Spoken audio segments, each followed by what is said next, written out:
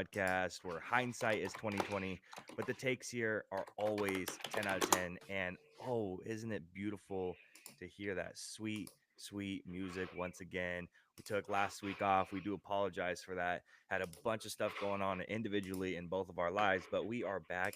We're better than ever. We got a show today. We got a show on Friday. So make sure you stay tuned for the NFL today and the NBA later on next week or this week. So if you don't know who we are the 2020 podcast. You are watching the NFL show. I already mentioned the NBA show. We have that every single week as well. So, yes, two shows for us. I'm your host, Jacob. This is Drew. Before we get into anything today for our week 8 and looking at our week 9 stuff as well, Drew, how are we doing? What's up, man? How we doing? You know what? We're doing fantastic. Tyler the Creator dropped an album. It's a full no skip album. It's fantastic. So pretty hyped up about that one. What about you? Hey, bang bang Niner gang. Yeah, well, fuck off. I thought we weren't gonna do that. You can't help yourself, can you? Dub City! Oh my gosh. Yeah. So I mean, Hey, let's at let's least it was a close game. let's be honest. Have you ever seen me just so not excited to watch a Cowboys game ever in your entire life? I'm surprised you showed up. Yeah. If my dad didn't fly from 2 states away to watch the Cowboys play, then I probably wouldn't have shown up. Y'all didn't even do your patent handshake one time during the whole game. No, yeah, he said, "Oh, I guess we haven't had anything to high five about," and he stuck his hand out. I was like, "You get one. That's all we get." See, I'm telling you, that's how it's been watching the Cowboys this entire year. It's not been exciting. I got to tell you what. Well, I've enjoyed it. Yeah, I'm sure you have. Um, Getting into our docket for this week. If you're brand new here and you don't know what's going on, every single week we go over a couple of things that are always on here. We go over the game of the week. This week it is the Packers versus the Jaguars, a couple of teams that we really haven't had the opportunity to talk about a ton.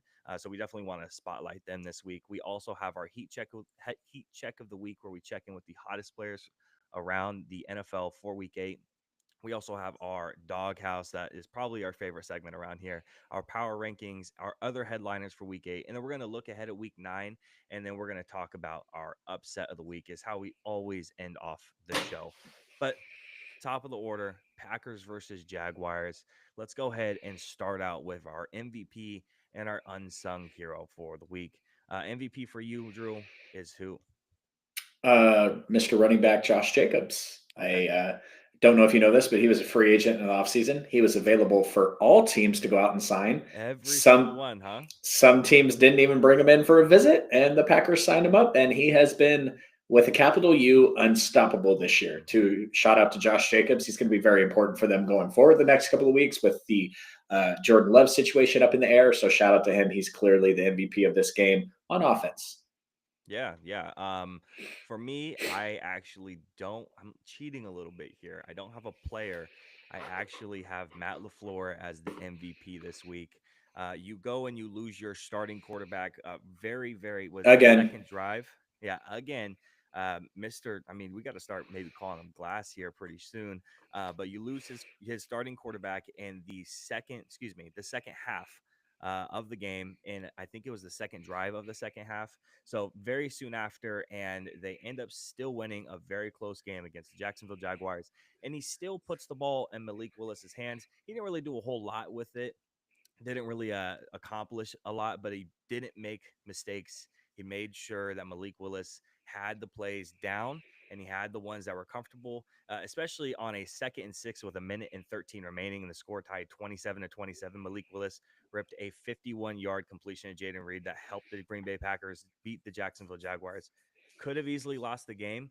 Could have been an incomplete pass. The clock would have stopped, and that would have set up a 3rd and 6. Jacksonville having 2 timeouts, and it's on top of that, all you have to do is force a punt, and then you can come down the field and potentially win the game.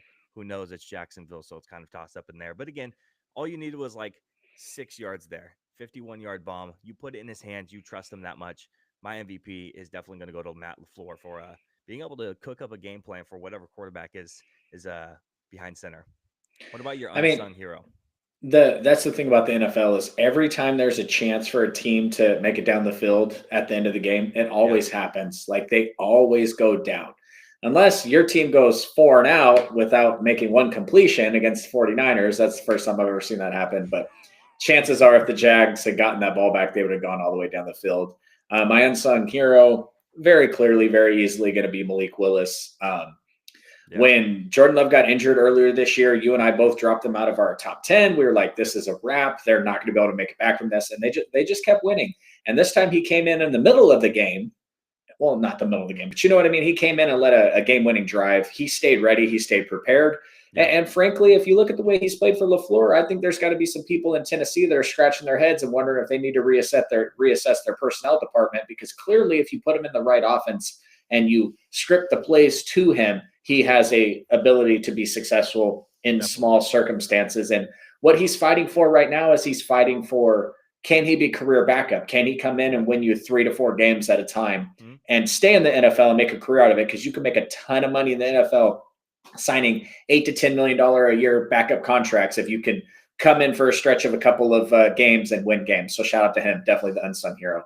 Yeah, we're definitely not sitting here making the argument that Malik Willis is a starting quarterback in the NFL. Yes, he keeps winning, but something we do have to remember that this is Matt LaFleur. This is one of the best offensive-minded head coaches in the league today.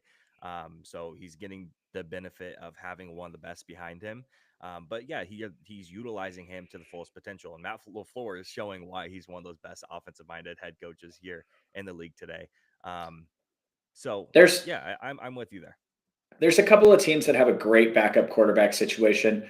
I guess I'd put the Steelers on the list right now. You know, clearly they have 2 good options at quarterback. Obviously, looks like we might have been wrong. Russell Wilson has been better than we expected. The Cowboys with Cooper Rush, obviously we know he can come in and win a couple games for them. So to have your backup quarterback position be a position where if your star goes down for a game or two, now if Jordan Love tears his ACL and he misses the entire rest of the season, it's a wrap. Malik Willis isn't going to continue to play over a 12, 13, 14, 10 game stretch. But if you can come in for 2 or 3 games and get a couple of wins out of it so the season isn't completely tanked, that's a huge win to them. So shout out to Malik Willis. Yeah, absolutely. My unsung hero is actually going to be their kicker, and that's going to be Brandon McManus, coming in to stabilize the Packers kicker position after their rookie failed to do the job week in and week out.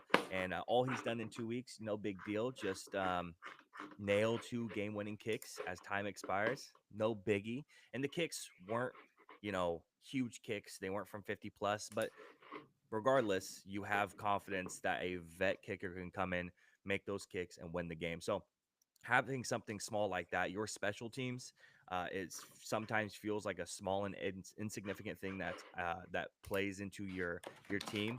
In reality, it wins you the game more times than not. I mean, the Lions scored 52 points with Jared Goff having 85 passing yards, was it?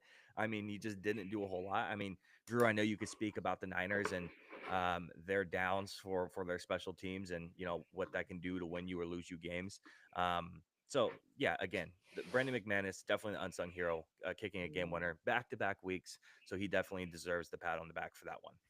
Especially with everything he's gone through. Yeah, definitely. Good to see him back and succeeding. Looking at the takeaways for this game, starting out with the winners, what did you see outside of our MVP and our unsung hero? What did you see from the Packers that you really took away from? They just continue to impress with the run game. Josh Jacobs obviously is carrying the ball a ton. You know, he's bell cow back out there, much like he was with the Las Vegas Raiders, who have no running game to speak of this year. And the weapons on their offense are just they're young. They continue to improve. They continue to get better. And it's one of these things where much like your team, if a defense can go away and take away CeeDee Lamb, there's a lot of questions on where production is coming through next. Yep. These Packers have zero of these questions because who are you taking away? Who are you identifying as the number 1 option outside of Josh Jacobs? There is no number 1 option. There's about 5 really good number 2 options, and I don't mean that in a disrespectful way at all. There's just certain players step up every single week. You never know who it's going to go to. They feed the hot hand. LaFleur can feature a different player every week. It's just a really dynamic offense right now. It's a lot of fun to watch, actually, as much as I hate that. Yeah, for me, looking at the Packers, you look at the score, the box score says 27-30. Trevor Lawrence had over 300 yards on the day passing. Tank Bigsby had over 75 yards rushing.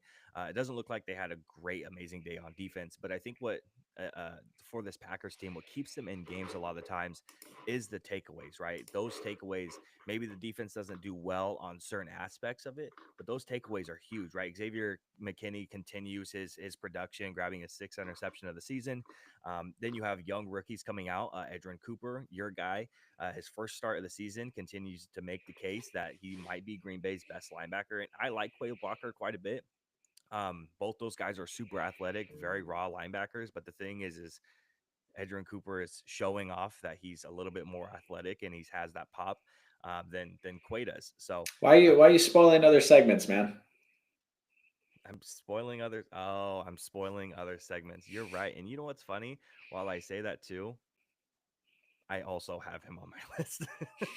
So I am spoiling for both of us. But yeah, so and then also strip sacking Trevor Lawrence as well, setting up the Packers offense on on the doorstep of the Jaguars end zone. It's just huge. So maybe this team doesn't do a good job when you look at the box score again, 27 points, game winning field goal, over 300 yards passing for the opposing quarterback, over 75 yards rushing for just one rusher. So it doesn't look great from the box score standpoint, but this defense is going to be huge in the next couple of weeks, depending on what Jordan Love's recovery looks like, and those takeaways. That's what's going to keep them in the game.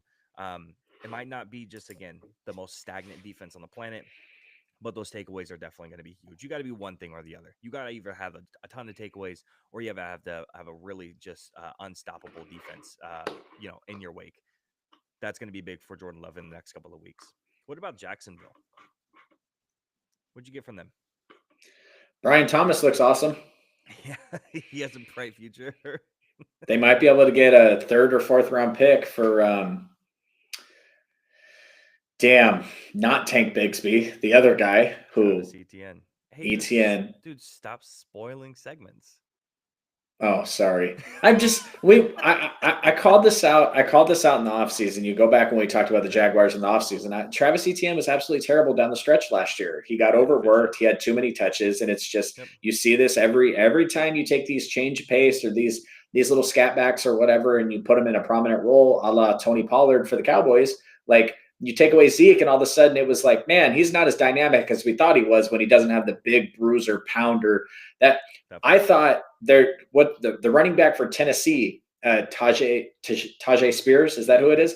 I thought he was going to have a huge season this year because he looked so good spelling Derrick Henry last year. Well, it turns out that's because Derrick Henry is that beat him up, bruise him up, bust it down back, and then when you Yep. bring in a change of pace guy like that, he's pretty successful. But it's important to have all the components for these guys to be successful, and I just don't know if Travis Etienne is your three down bell cow back at this point. Yeah, Travis Etienne was definitely a when you drafted him in the first round of the draft, it was a pick because he played with Trevor Lawrence, and you drafted Trevor Lawrence. So it was kind of a pick that made sense for the time.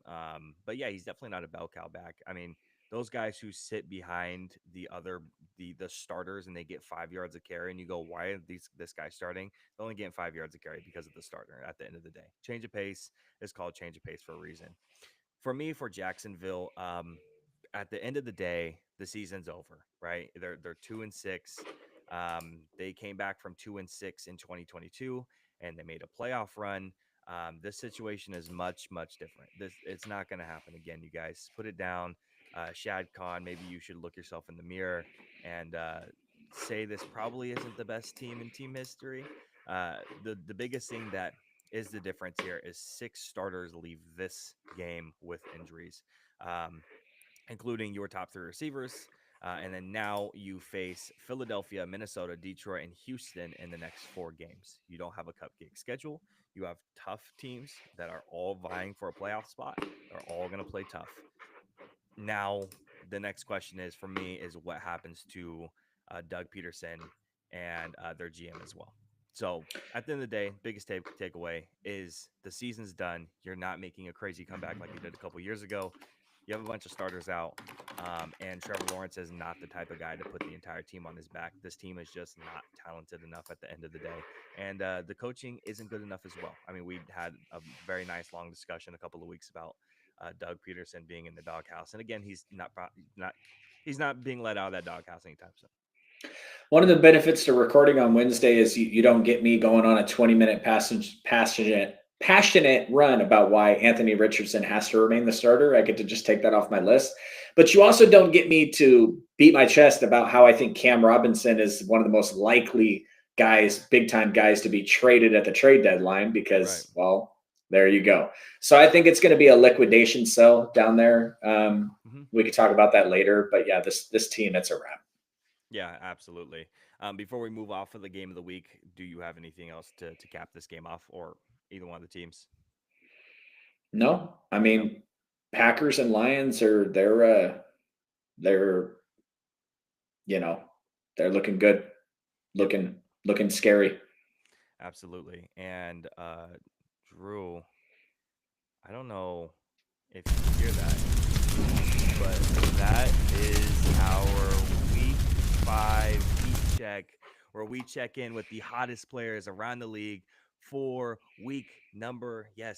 It is week 8 already in the NFL. So how this works is we're going to check in on the defensive side, the offensive side, and a special shout out to all the rookie performances from week 8, specifically our top 3. So checking in with the defensive side first, because I guess Drew loves D the most. So I guess we'll start there. Who is your defensive player of the week? I went with TJ Watt. Okay. I know the Giants suck. I know they're terrible, but when you play that type of team, yes, not on my upset of the week anytime soon will I be picking the New York Giants. Right. But 7 tackles, 2 sacks, fumble recovery, forced fumble. When I'm going to talk about another player in this segment. When you play a shitty team, you're supposed to look dominant. When you play a bad team, you're supposed to look really good.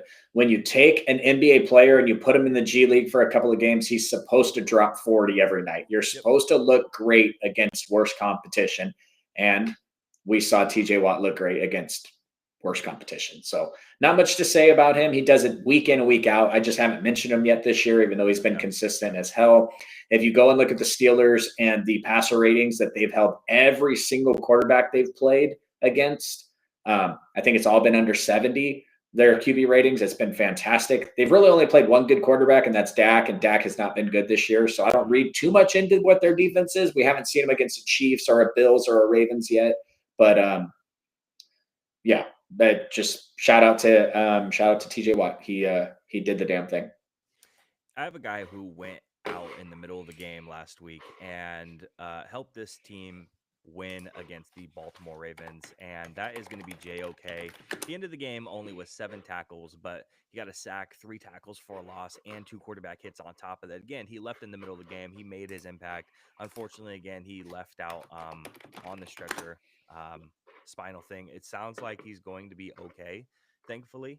But I did want to give a big shout out to him for, again, helping out this Browns team beat the Baltimore Ravens in a very, very exciting matchup. Was there anyone that you want to shout out? Because I did have one guy that definitely needed a shout out, but I just couldn't get to it.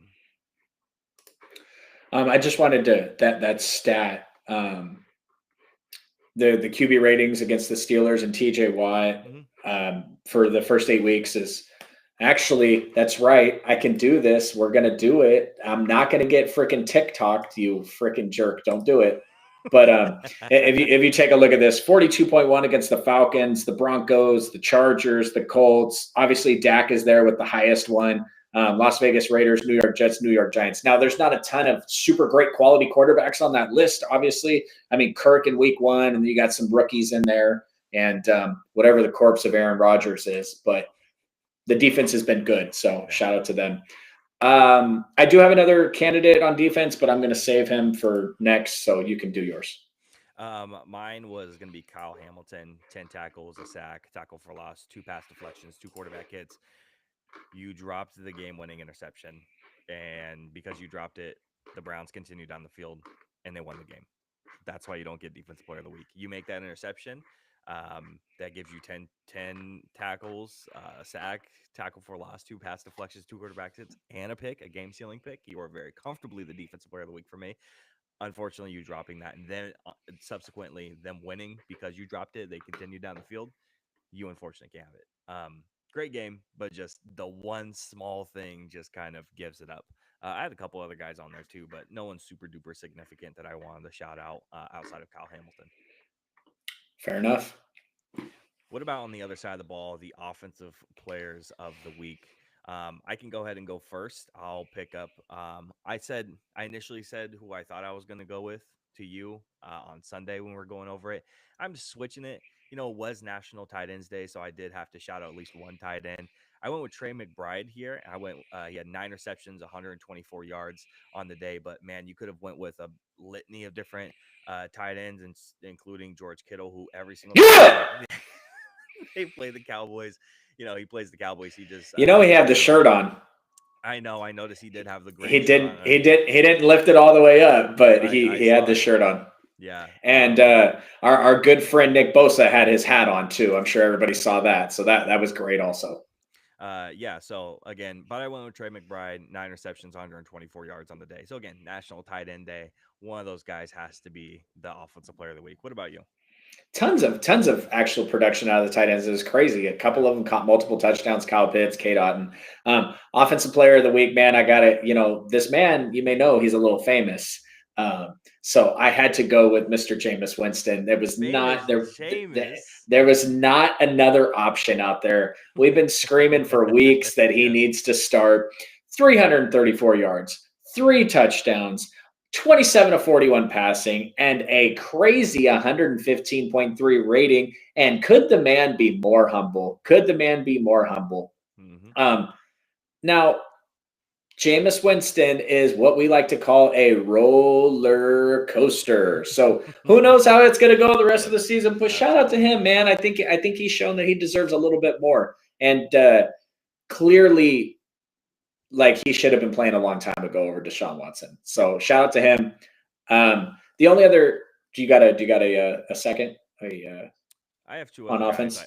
I have 2 other guys I could shout out. Yeah, definitely. Okay, go. A running back and a wide receiver. I got a wide receiver, so. Okay, I'll shout out the running back, Jahmyr Gibbs, 11 carries, 127 yards and a touchdown. So he was carrying the main bulk of the offense for the Lions. Again, for the Lions, that special teams ended up doing 90% of the work for the day. Jared Goff, again, under 100 yards passing. But Gibbs, again, 127 yards rushing, 11 carries and a touchdown on that one. Who's your wide receiver? Maybe we have the same one. Maybe not. Who do you got? I got a random one. What teams do you play for? The Steelers. Okay, no, I have Calvin Ridley, 10 receptions, 143 yards. I too have Calvin. Okay. Austin. I think he's only the second player in the past 2 seasons to have a punt return touchdown or receiving touchdown. And when you have a 80-yard punt return touchdown, and when you win 26-18, and you have a receiving touchdown, you basically won the game for the Steelers. And dropping a game to the New York lowly Giants is not where you want to be if you're trying to make the playoffs and, establish yourself in a division that's, pretty tough. So I think there's a lot of things that can change the course of a ball game, but punt returns and kickoff returns are just massive, massive plays in today's NFL. Definitely. So shout out to him making a name for himself on both the special teams side of the ball and the offensive side of the ball. And originally I was going to substitute my rookie segment for a special team segment for this, but I'm like, you know what? I'm just going to put him in on the offensive side of the ball because there's just too much great shit coming out of this rookie class right now to not talk about them. Yeah, absolutely. It feels like it's getting harder and harder to only pick 3 guys for the rookies. It's just they explode. A multitude of rookies explode every single week. And so that's what we're going to go ahead and do is we're going to talk about the top 3 rookie performances from week 8. We might have the same guys. We might have different guys. So you can get up to 6 players for the price of 3. Look at that. What a deal for listening to this podcast now. So, Drew, if you want to go ahead and kick it off with your first rookie here, who'd you go with first? Edgerrin Cooper. Yep. I also have a Mr. Edgerrin Cooper.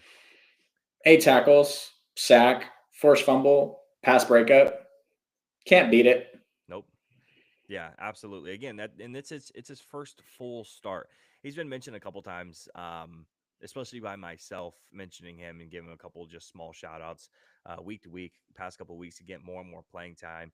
But him to get in his first significant start of the seasons, it's pretty massive. And so moving forward, him being able to be the full fledged starter is good.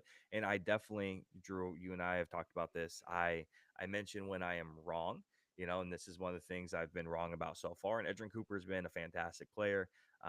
Yeah, he's been great, and I know that you championed him pretty significantly for this linebacker class that was generally pretty weak, but he was the one that you definitely held up and said, no, no, no, no, no, this is the guy that you got to look at, and I argued with him. Dub City. I am gonna go with a Mr. Jared Verse, a regular here on the show. 3 tackles, sack and a half, and a tackle for loss, and 3 quarterback hits for him. So playing all over the place. Once again, the dude has just been a monster. I mean, if you've listened to any of our previous shows, we will have probably mentioned Jared Verse in one sentence or another. Very quickly, we're going to probably give our halfway midseason awards probably next week. Give our midseason awards out, and he's going to have a very, very strong case for that defensive rookie of the year. So it's going to be pretty exciting. But again, if you've watched our show, we've mentioned Jared Verse. Who's your next guy? Um, I mean, Joe Alt, he just continues to do the damn thing. He didn't allow a pressure on any of his 38 pass blocking snaps. Yep. He is now tied for the most snaps without giving up a pressure in the last 3 years for a rookie. It's just fantastic. I mean, I know a lot of Chargers fans with all the wide receiver and cornerback talent were kind of like, tackle at 5, but you just stuck a dude that's going to play there for the next 10 to 12 years, and Yep. he's going to be really, really good because he's only going to get better, and he's already fantastic. So, yeah, this is excuse me, this is the kind of same type of conversation we had 2021 draft, correct?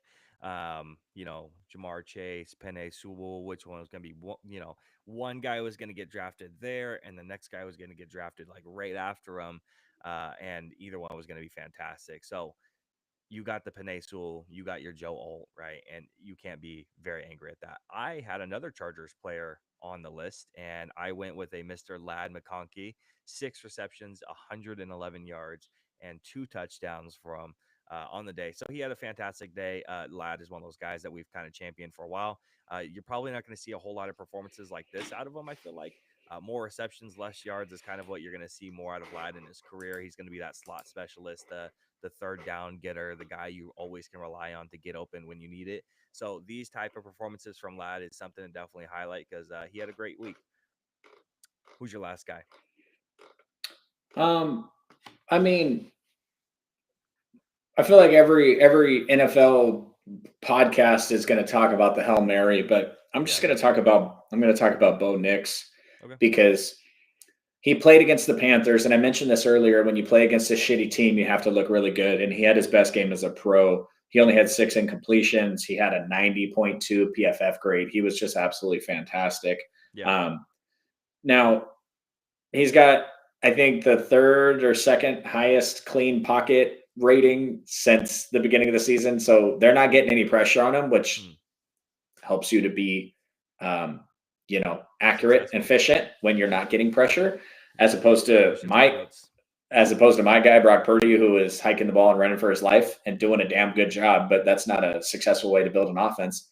Nope. So yeah, shout out to Bo Nix. Obviously, Jaden, but Bo Nix has been really, really good.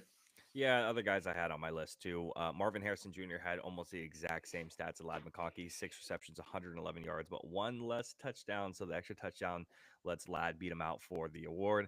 Obviously, Jaden, 21 of 38, 326 yards, a touchdown, 8 carries, and 58 yards on top of that. So, and then obviously the Hail Mary.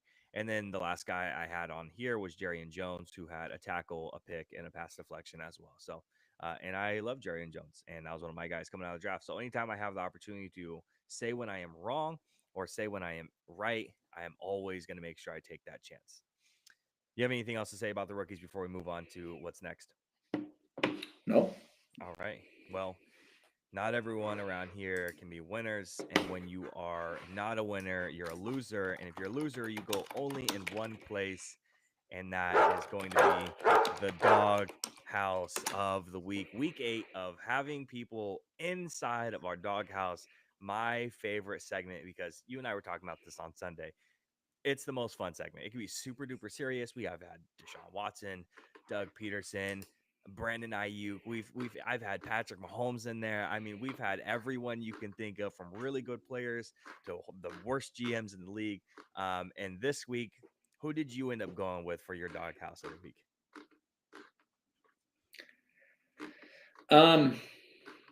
You know, I don't really think that I have I tried really hard to find a player. Yeah. And outside of I considered Anthony Richardson with his I got tired bullshit. That was crazy. Yeah. That's obviously it got him benched. So he's clearly in the doghouse. I thought about getting really, really passionate about a certain GM who said his team was going all in the off season. I mean, I think Jerry Jones definitely belongs to in someone's doghouse, but Matt Eberflus with some of his play calls down the stretch for the Chicago Bears. I mean, they hire this quarterback, they draft this quarterback, and they leave the same staff in there that couldn't do anything with Justin Fields, and I just don't know if that makes any sense. So there was a lot of stuff that could have gone into the doghouse, but this week I am just going to go ahead and pick the Jets organization because very clearly Robert Saleh was not the problem here. The defense has only gotten worse. They trade for Devontae Adams, and they still look like garbage. They traded who's calling the play calls. They changed this. They changed that. And who did they lose to on Sunday? The Patriots. Yeah. Yep. Who before the season I struggled. We did the predictions, and we were just like, who the Patriots going to be? They ain't going to beat nobody. They beat the Jets. So my doghouse, I'm just going to take the Jets ownership and the front office, and whoever decided that Robert Saleh was the problem and needed to be immediately escorted out of the building. That's who's in my doghouse this week. Yeah, I went with more of a fun one this week. It has to be the cornerback Tyreek Stevenson, who was taunting the fans, the Washington Commanders fans. While the play was snapped, he was still taunting, and then turns around and goes, "Oh, I should probably be in this." Runs then from one side of the end zone all the way to the middle, kind of off to the side, and only gets there just in time to put his hands up and slap the ball.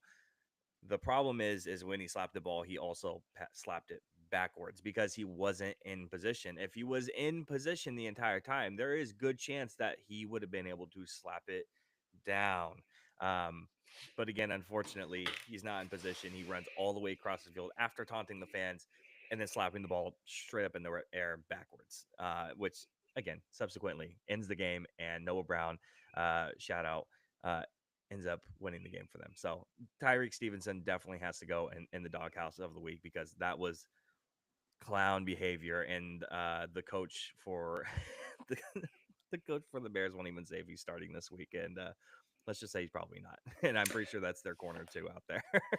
I wouldn't imagine so. That was not a good look at all. I mean, it was great for us. I mean, we enjoyed it, but and he came right out on social media and he issued an apology and he took all the responsibility for it. But that's a bad look for certain.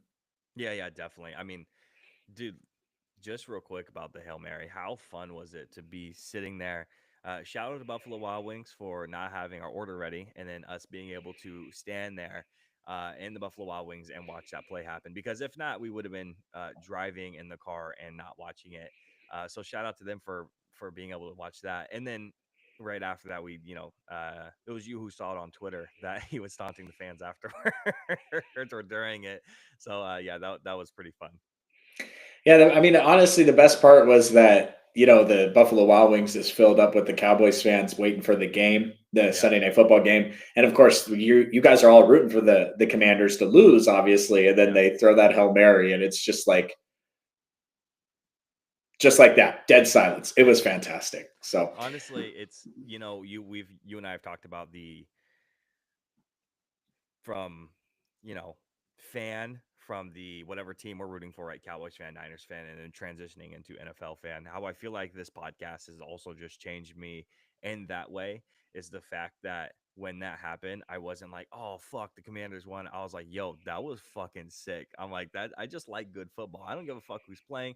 A couple of years ago, yeah, I would have been pissed. I'd be like, wow, the Commanders won. If they lose, like gives us a better chance to get in. At this point, I'm like, I don't give a shit. If that happens again next week, guess what? I'm gonna be right there and being like, "Yo, that's sick as fuck." Because here on the podcast and any other podcast, you champion Jaden Daniels and you root for a guy like that. I don't care if he plays for the Commanders and he plays for in the same division. You champion guys like that who are successful. Yeah, so you got to be a football fan and not just a fan of your own team. It makes the league more exciting. And I really like the fact that it came against Caleb Williams. Like, I just think that's a fantastic first chapter for ultimately a decision that was made between picks number 1 and picks number 2, and two guys that are probably going to go to head to head for what it looks like based off of what they're doing already at a long number of years. So it's a fantastic way for a rivalry to get started. We have the Josh Allen, Patrick Mahomes stuff, and we have these rivalries. Obviously, for the longest of times, we had Peyton Manning and Tom Brady. So Yep. maybe this is the next wave, and that's exciting because you want to see these teams match up every year and go head to head, and Definitely. it's exciting stuff. Yeah, I definitely agree. Moving off of that and then moving into our top 10 power rankings of week 8. Yes, we are just about halfway through the season now at this point. Top 10, just want to go ahead and highlight my miss the cut. My miss the cut is going to be the Atlanta Falcons, the San Francisco 49ers, and the Tampa Bay Buccaneers. Unfortunately, dropping outside of the top 10 after that performance on Sunday. Can't be in there after that one. What about you? You have anyone who missed the cut? I agree with all three of those. None of those three teams made my list. Beautiful. Number 10. Do we have the same one? Let's see. I have the Philadelphia Eagles sitting at the number 10 spot. I have the Philadelphia Eagles sitting at the number 10 spot. I don't think you're going to like my number 9, but yeah. Oh The thing about Philly is it's mostly been Saquon, Yep. but he's just continuing to do the damn thing. So as long as they continue to win 5-2, they gotta be in the top 10. There's can't argue it. They look hella suspicious every week. They look hella suspicious. They came out and smacked them around this week. Obviously, the Bengals. That's a team that we think is a good team, despite the record 37-17 is an ass whooping. But number 10. Especially these next couple of weeks are gonna be pretty big for them. Next week they have a pretty it looks like it's probably going to be an easy one, right? It's the Jacksonville Jaguars. It's supposed to be an easy game there.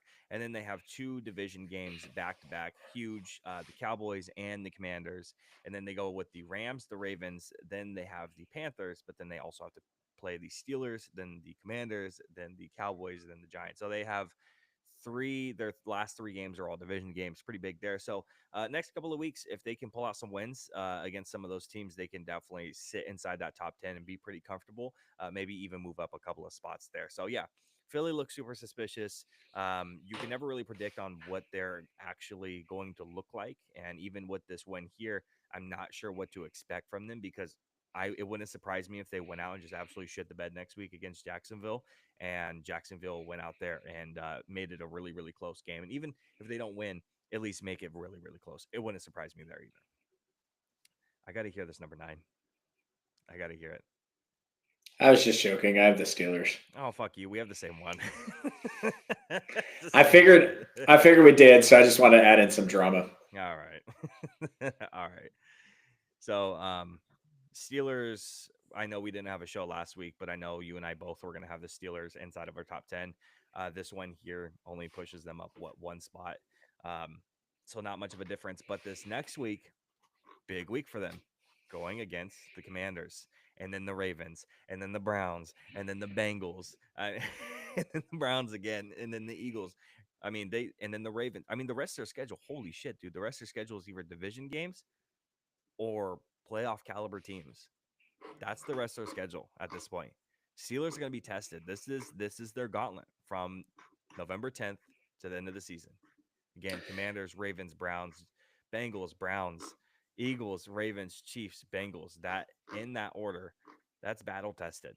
Depending on what their record looks like, they can move up pretty significantly. I don't know how Steelers much you are believe them.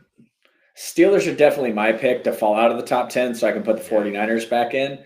But if they win these games and they're not falling out, they're rising. So Yep. Yeah, definitely. And then we could talk about how wrong we were about Russell Wilson even further. Um, looking yeah, bad. That's a bad take so far. it's so far, so far. Might get a question about him inside of the snap judgments. Sitting at the number 8 spot, I have the Washington Commanders. That's disrespectful. Oh wow, you have them. You have them higher. Yeah, bro. I don't. Um, at this point, I like the teams in front of them. That's where I'm sitting. I have teams that are just, in my opinion, better. And then I have one team in front that could maybe be swapped, but one is more battle tested with some of the injuries.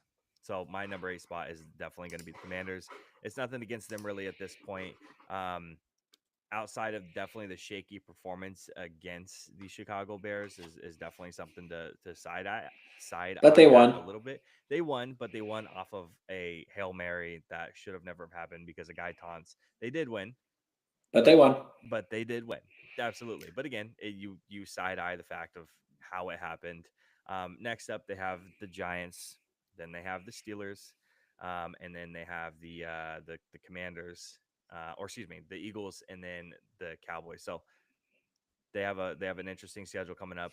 Almost all division opponents outside of the Steelers there in 2 weeks. So and then they kind of get cupcakey, the Titans and the Saints, and then they have division people again.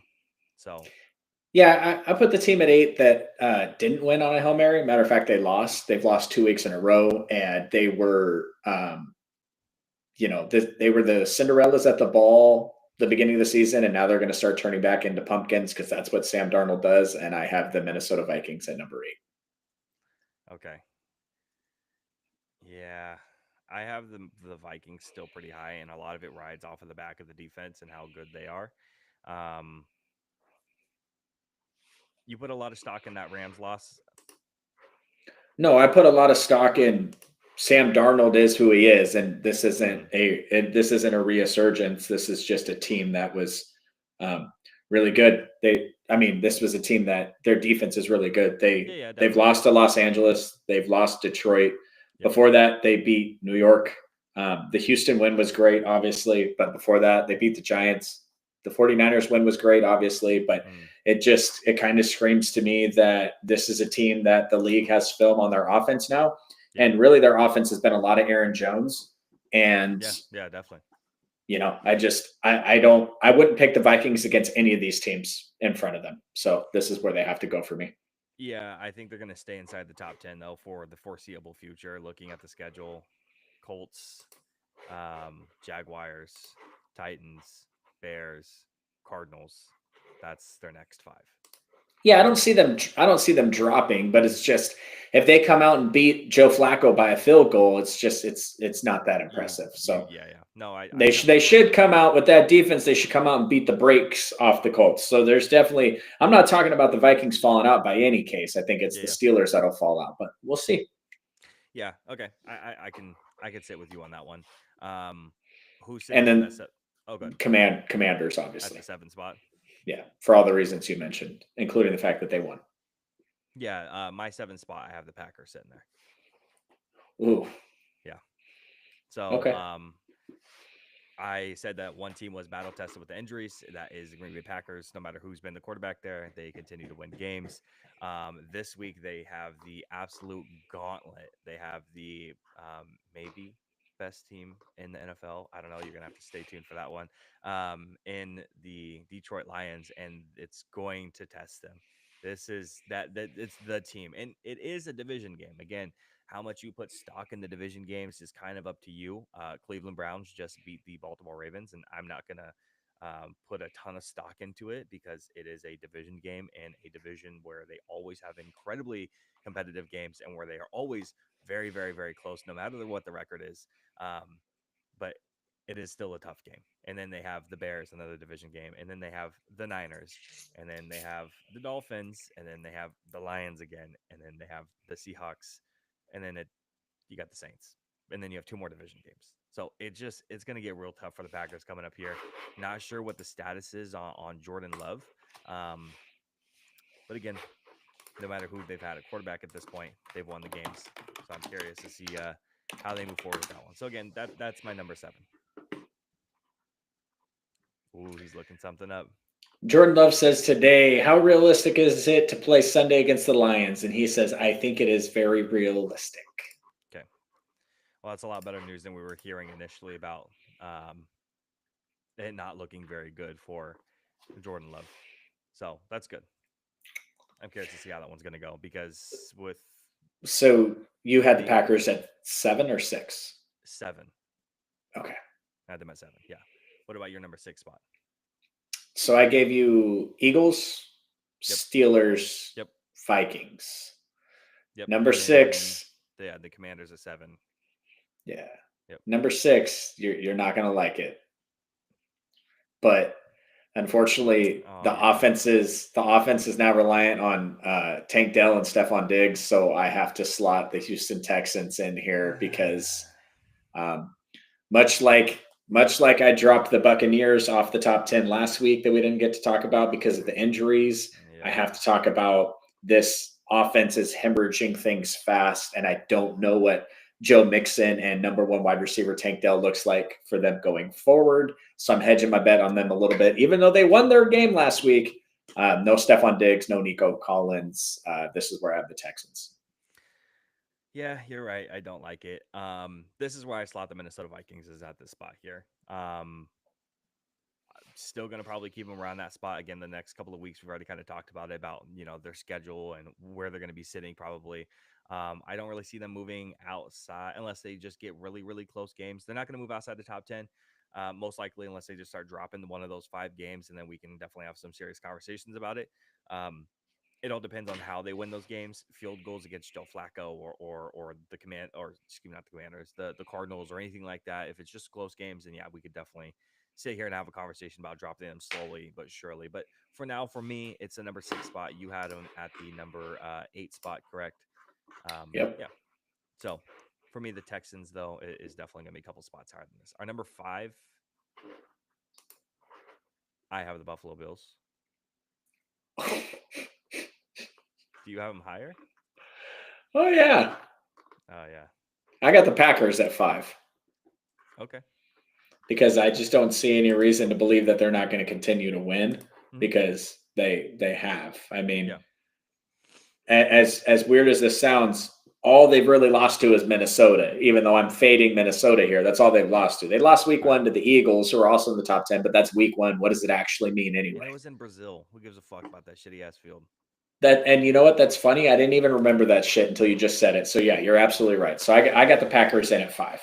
Okay. We do this every single week. Once we get to a certain point, you can. This is nice. We haven't been in lockstep on any of this. Yeah, it's just like those first 2 picks and everything's been different.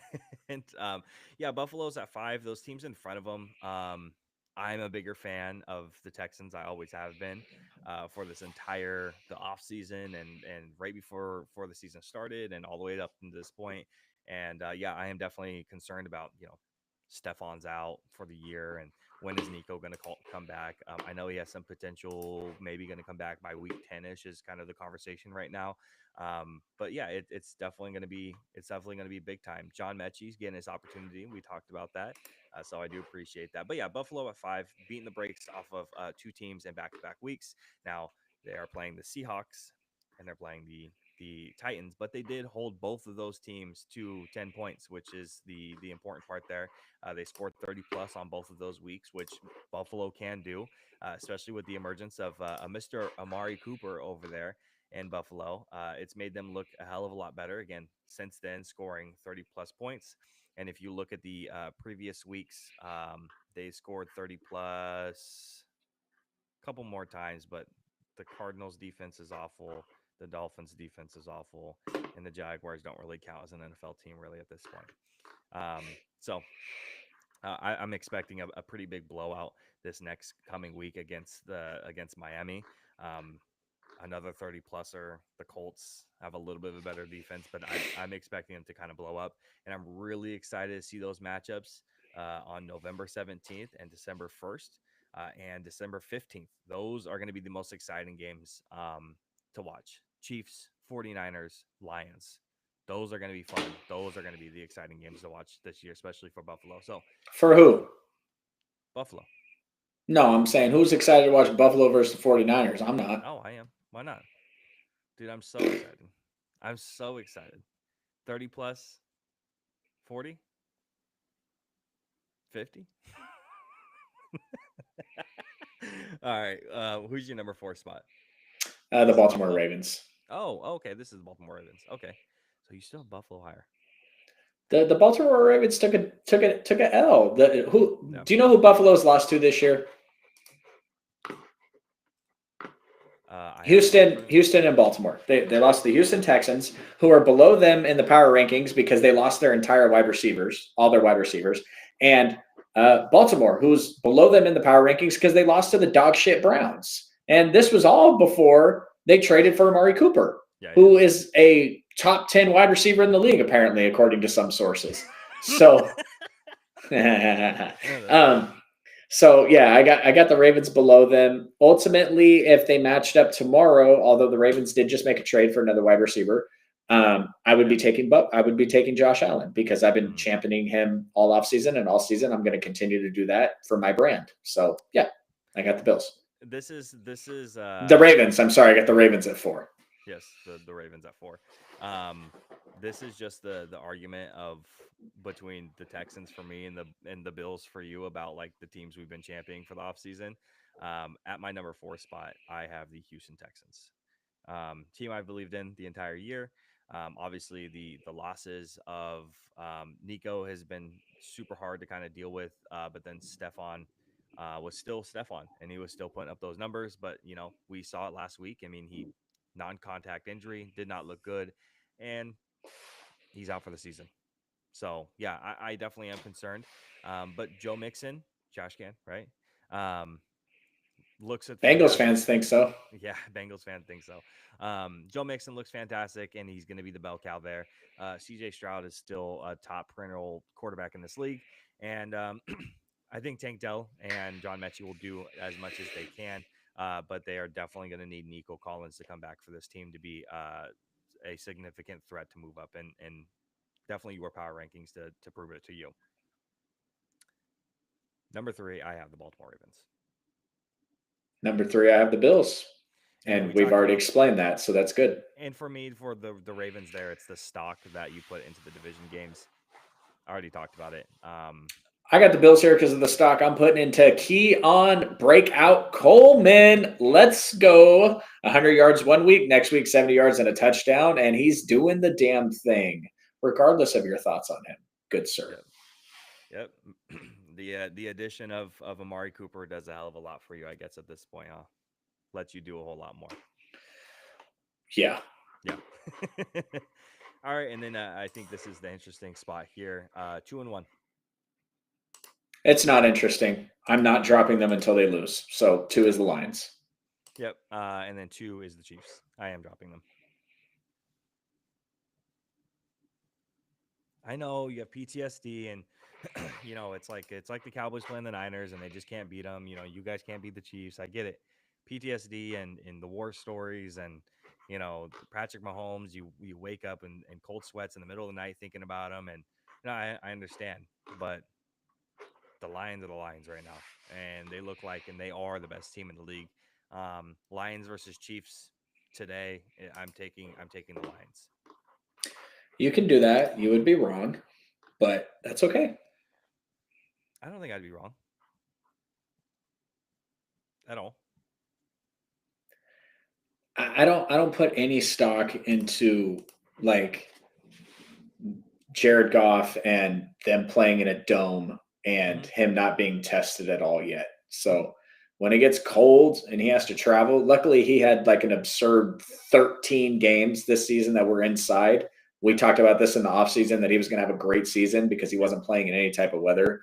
But when it comes to the playoffs and you got to go to Kansas City, ultimately, if these teams met up later in the year, Kansas City's the 1 seed right now. So they'd be playing at Kansas City in the cold, in the snow.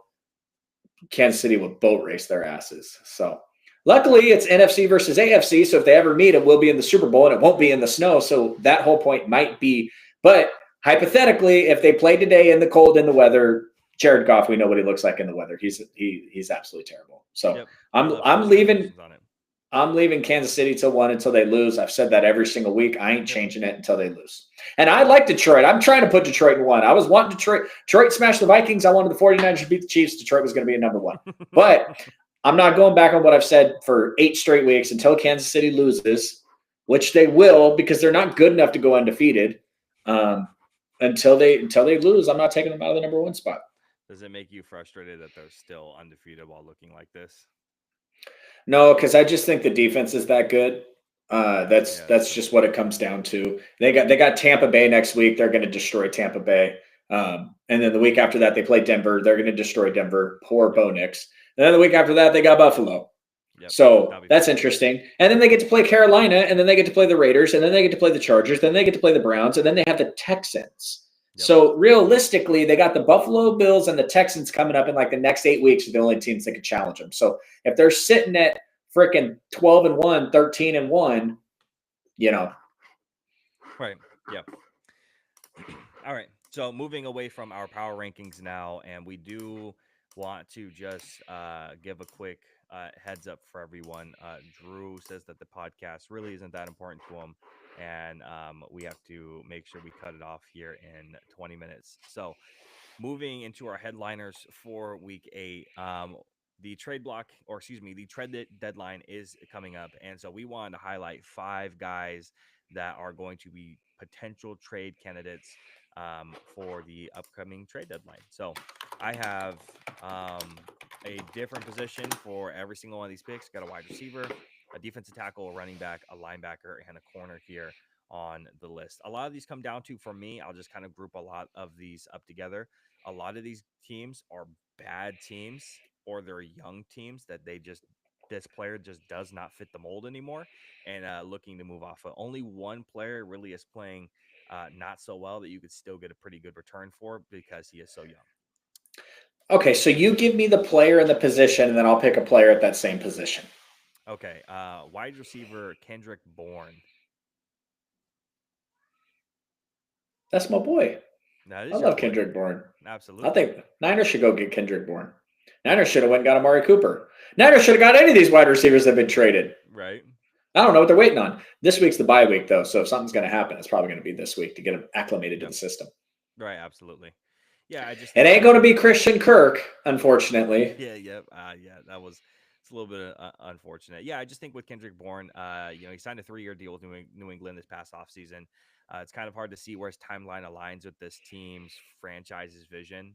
He's a vet at this point, and the team is trying to get younger, and it's going to be a slow rebuilding process. Kendrick's really not going to fit into that moving forward, and I just think you can get a decent return for him. You're looking for draft capital, and you can get something for him. He's not the worst player on the planet. He's definitely super duper solid, and he's a solid third guy, second guy, depending on what you need from him. But yeah, definitely going to be him. So at the wide receiver position, I would fully expect Mike Williams to be moved off of the New York Jets at some point. I don't think it solves anything for the 49ers per se.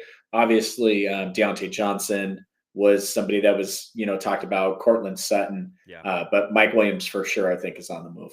Or he might be a cut Yeah. candidate at this point. Yeah, he might just be a full cut candidate. I think if they can't find a trade partner, which I don't know how many teams are really going to be, chomping at the bit to try to get a piece of that one.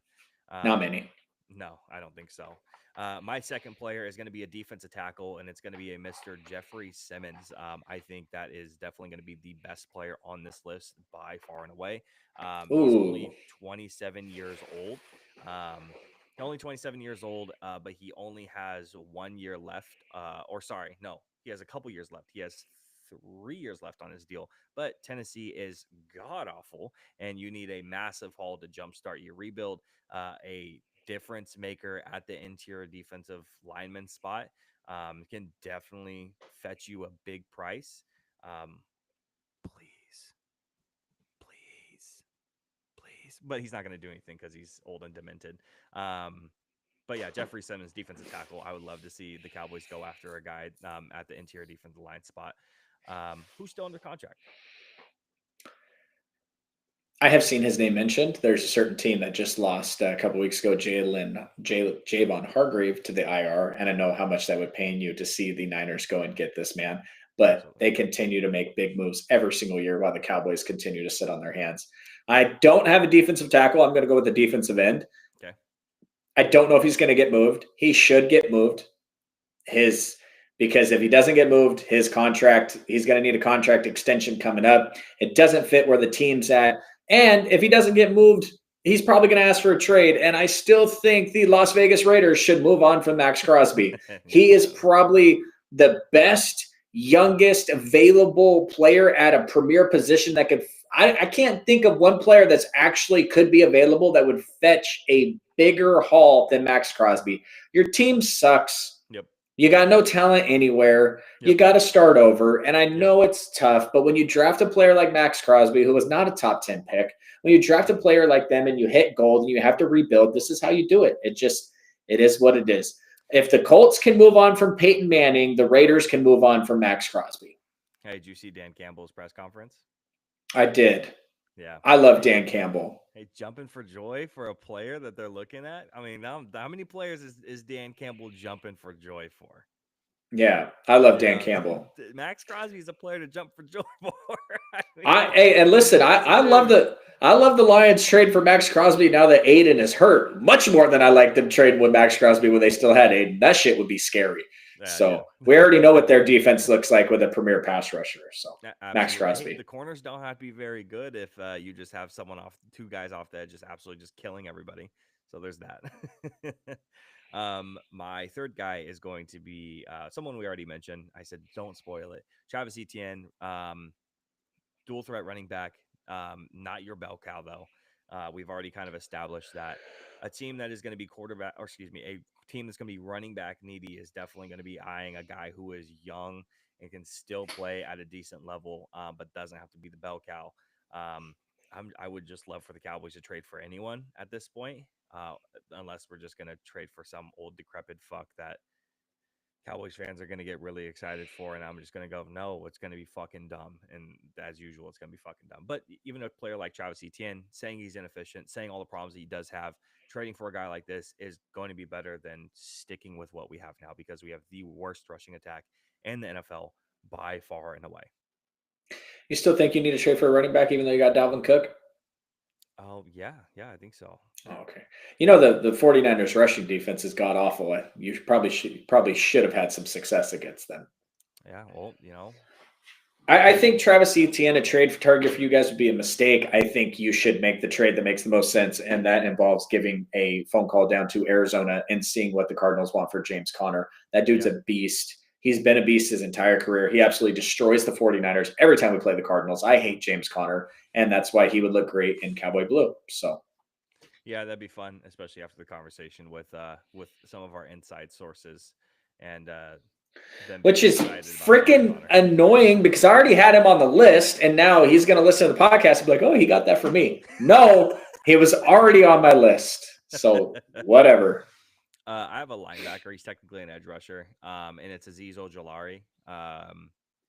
He's filled in pretty well for Kayvon Thibodeau when he's been out, recording 3 sacks over his last 2 games. And with being able to capitalize on someone who's young, they could sell high on, he's a former second round pick. His play is hot and he's coming into his own. So Also, that entire I don't know what they're feeding the dudes out in New York right now, but like the amount of sacks that they're getting for the Giants, their team's fucking awful, but they like lead the league in sacks.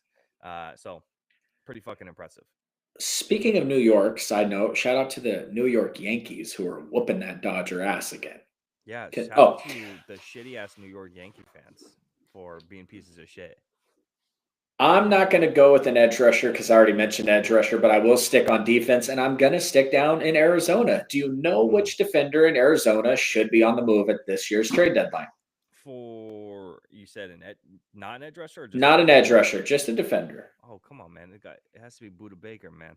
Budda Baker. I see Budda Baker on the move. He is a really good safety. Yep. He's one of the very few players in the league that's ever been able to match up with George Kittle. I just thought that was what's his face? What is his name? God, we're drafting him, Isaiah Simmons. We're drafting him to guard George Kittle. I think their first game they played, Kittle went for like 160 on him. Might have been the game where Kittle was about to break the record in the first half and then never got a catch in the second half. Shout out to Kyle Shanahan. Man, he does not change his script for nothing.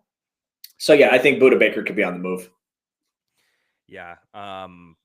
You and I talked about him earlier in the season about, he could definitely be on the move for them. I'm trying to look up Isaiah Simmons' first NFL game.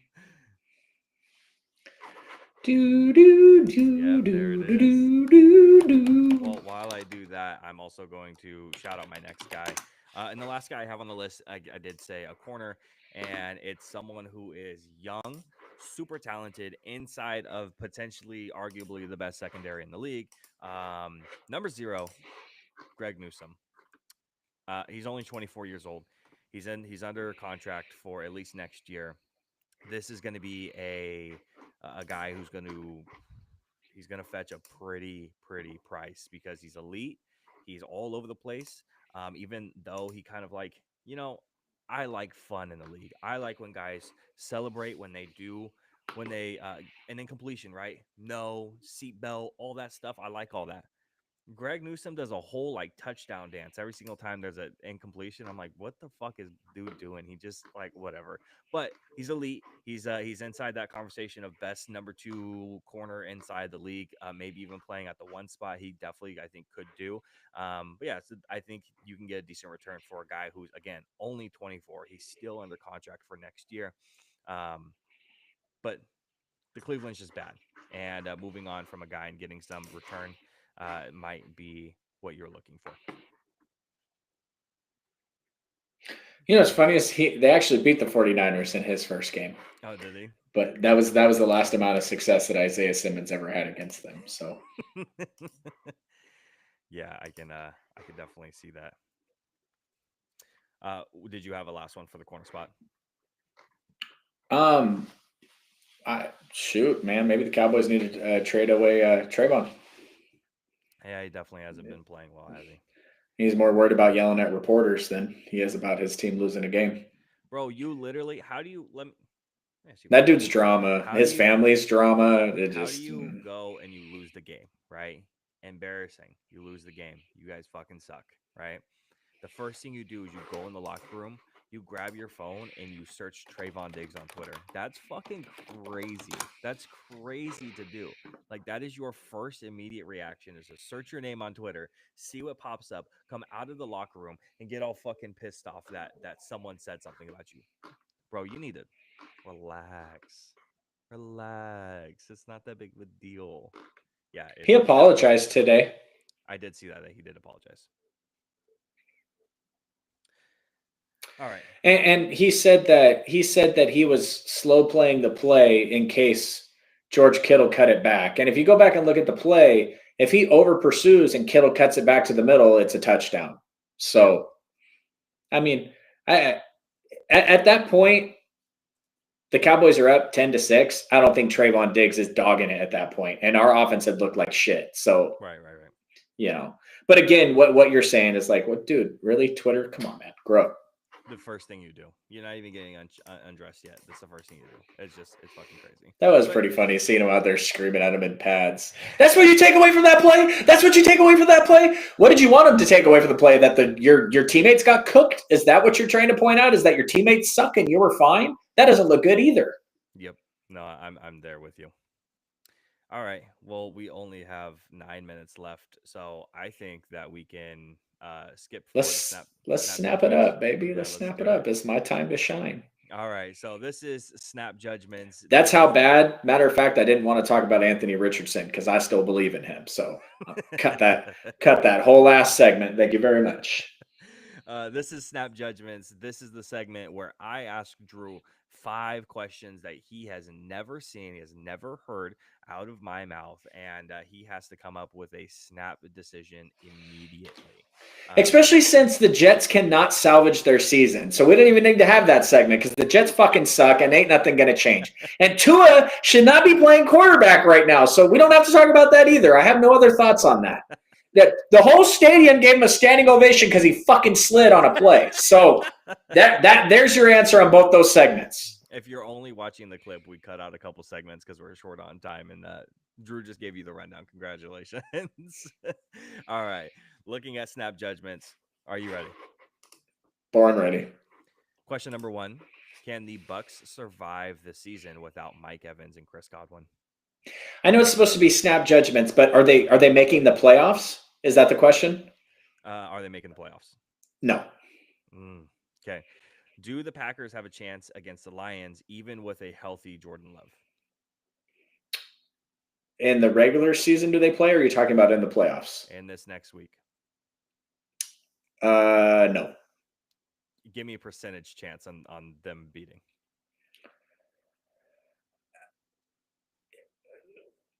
I'll give it a 35, 38 percentage. And the only thing that's bustling in my head right now is the wide receiver being suspended. J-Mo got suspended because apparently he rubbed some cream on him that he wasn't supposed to rub. So I give him a little bit of a chance, but Jordan Love plays. He's not 100%. Malik Willis plays. He's not even 100% of a good quarterback. I just don't see it. This isn't the game that the Detroit Lions go down. Can the Commanders have postseason success, and what does that success look like? Winning one game, and yes.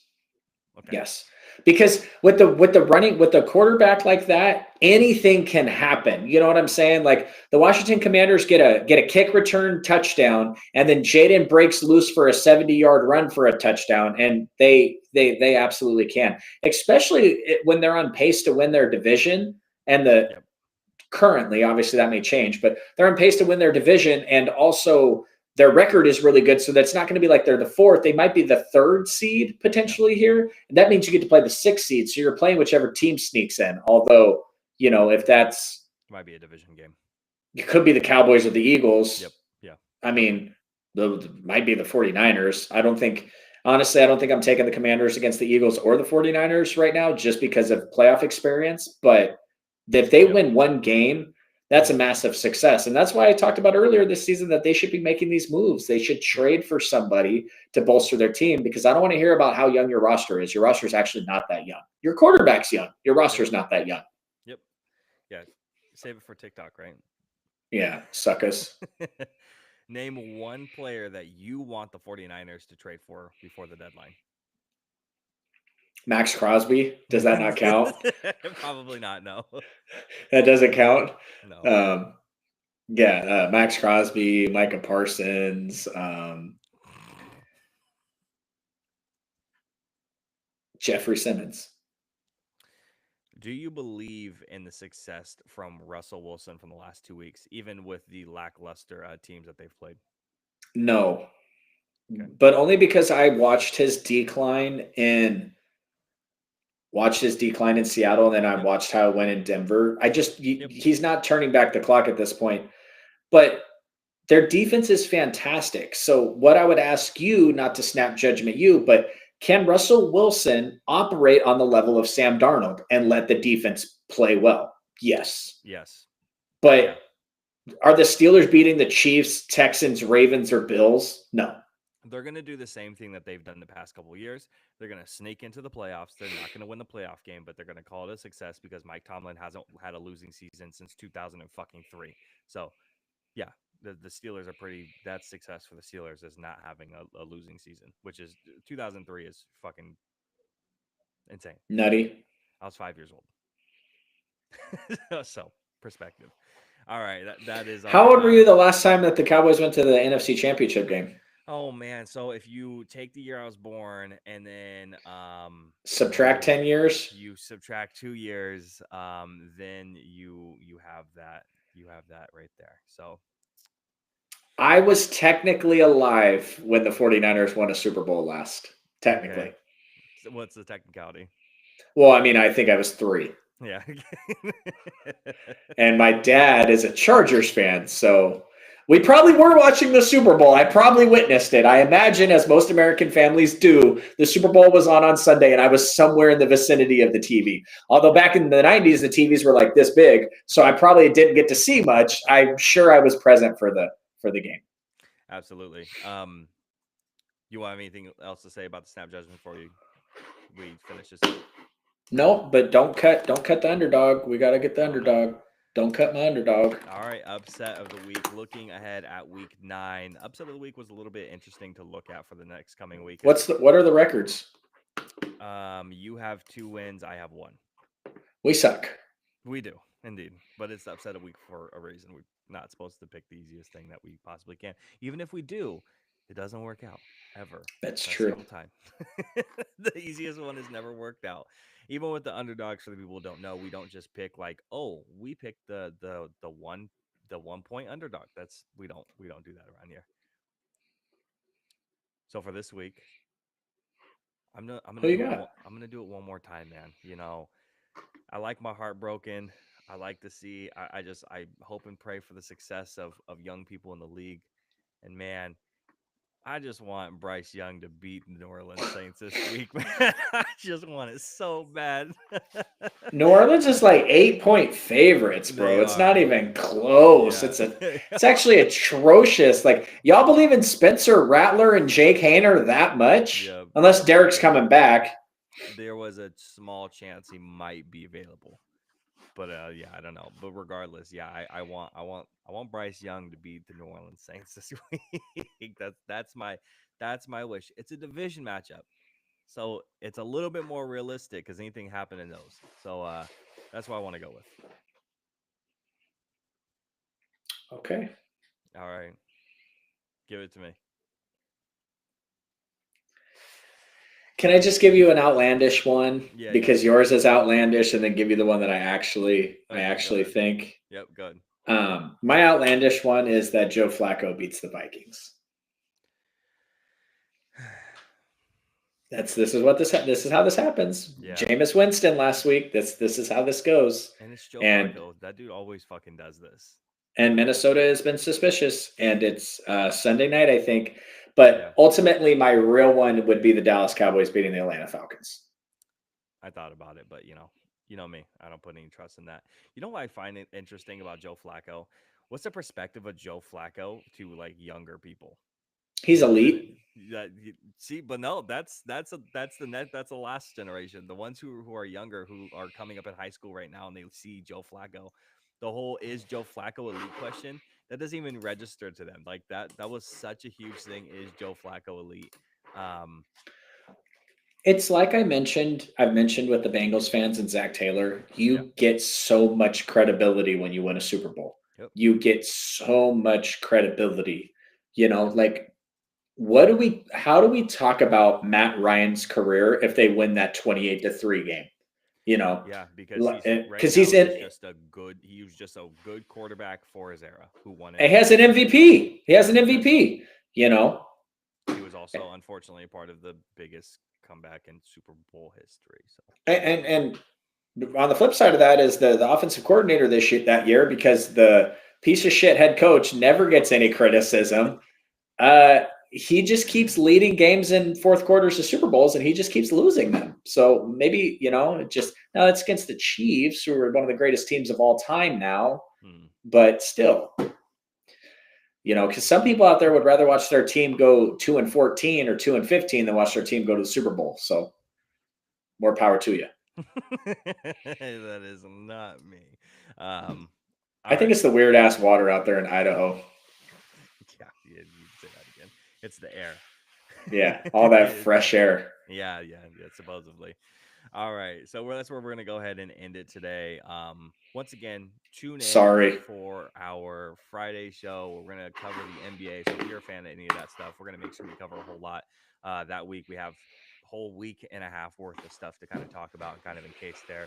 I'm sure we'll do some overreactions. That is always fun to do for the first week. Oh look, cornballs. Light the beam. Okay. I saw DeMar, did his first light the beam, the other night. Do you see how big he was smiling? Yep. Yeah, I'm sure that was fun for him. I imagine for a lot of these professional athletes that have been in the league for a really long time to get into like the college atmosphere, that's really what it's like at the Golden One. The Keegan Murray chant, the Domantas Sabonis. Like it's a college vibe, and I'm sure for someone like DeMar, who's been in the league and been on a lot of really good teams for quite a long time, it's probably just this big ass grinning out on his face. He probably just thinks it's hilarious. Like, this is the dumbest shit I've ever seen, but this is what they do here, so let's light it up. Yeah.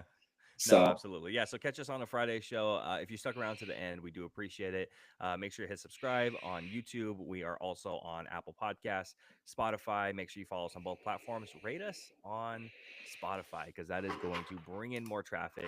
5 stars is going to do the world for us. So even if you don't hit subscribe on YouTube, make sure you do the 5 stars on Spotify. Steal your friend's phone. Subscribe to YouTube, do the whole 9 on that one. If you want just the clips of each individual thing, you're just looking for small things of the NBA or the NFL, that's going to be on YouTube. If you're looking for short form content or content, that is going to be on TikTok and YouTube as well. Again, stuck around to the end, we do appreciate it. Catch us on Friday. If not, catch us next week for the next NFL installment. Yeah, and if you want me to hop into your DMs and talk some shit, come see me on our TikTok, because I will remind you every time you talk crap to me when I am right. I will remind you, and I don't want you to respond to me and be like, "Bruh, this was like 12 weeks ago." I keep receipts. That was the answer I got just yesterday on something. Bruh, this was like 12 weeks ago. Yeah, Zach Moss, moron. All right, we're gonna go ahead and end it there. Again, appreciate it. Catch us in a couple days. See ya. Watch YouTube's gonna catch me screaming at Jenna. Yeah, screaming at Jenna. Is dinner ready? She's on the call right now. Yup. It is live on YouTube. I just watched it. I clicked on it, and it had me saying screaming at Jenna. Is dinner ready? How does the live end on YouTube? You got to click something else? Because it's still going. Oh, is it still going? Yeah. Well, you're hot micing me to try to get me to say something controversial and get me canceled. Go ahead. But I'm not a piece of shit, so I don't say cancelable stuff. No, go ahead. Go ahead. Say it. I dare you. Let me think of the most controversial thing I can think of. I'm not that controversial.